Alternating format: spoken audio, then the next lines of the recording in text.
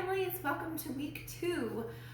So last week we sent you an email that included a gratitude scavenger hunt, and I want to just take a second and tell you what I'm really grateful for. I'm really grateful for all the families who have joined us on the Zoom meetings last week. I am really grateful for all of the emails and messages we've received about how much fun your kids are having and how thankful you are.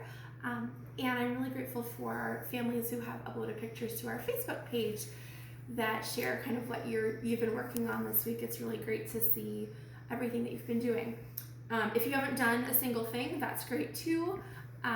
You can let us know how else we can support you. Okay, so I want to go over what you're going to be getting this week from us. Since we focused on houses the first week, we decided to go just a step larger and look at our desert neighborhoods.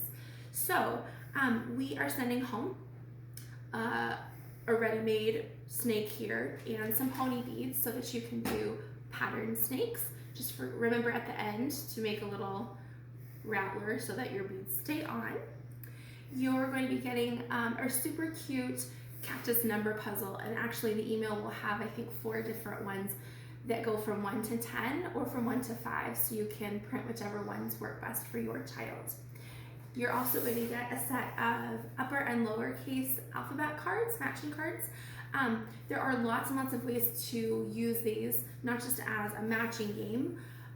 You could put these inside a sensory table or a sand table and have your child dig them out, use chopsticks or use something to pinch with to bring them out for that fine motor control.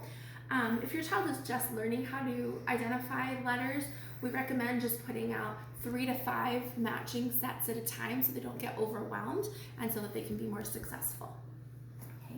You're also going to get this little desert board game. It's super simple, but what's great about it is it lends itself to a lot of possibilities. So this is a deserts around the world game. So it has things from the Sonoran Desert, but also from deserts from other countries. So one thing that you can do if you just want to do some visual matching where they choose the card and go to that space on the board, that's a great way to start if that's what your child's working on. You could do something where you have your child do a movement that represents the card. So they could act like a cactus, they could act like a desert tortoise. What would that look like? Just to incorporate some gross motor in there. You could have your child identify the first sound that they hear in that word, or they can clap out the syllables. So for cactus, you would just say cactus, like that, okay? You will also be getting a set of alphabet cards.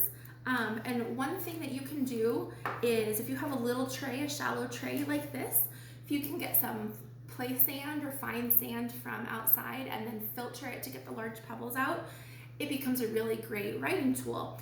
I don't have any sand at our house right now, but I have cornmeal. I used cornmeal. You could use chia seeds, you could use whole wheat flour, anything from your pantry would actually be really great. So the reason that we do this is because we know that multisensory learning is really powerful for kids.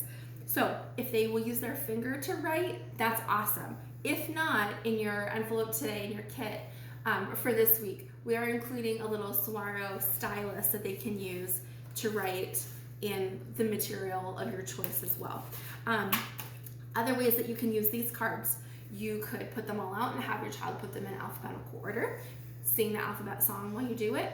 You could have them build their name.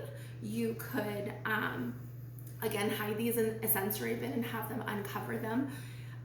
You could fold them up and put them inside little Easter eggs and go on a letter hunt around your yard.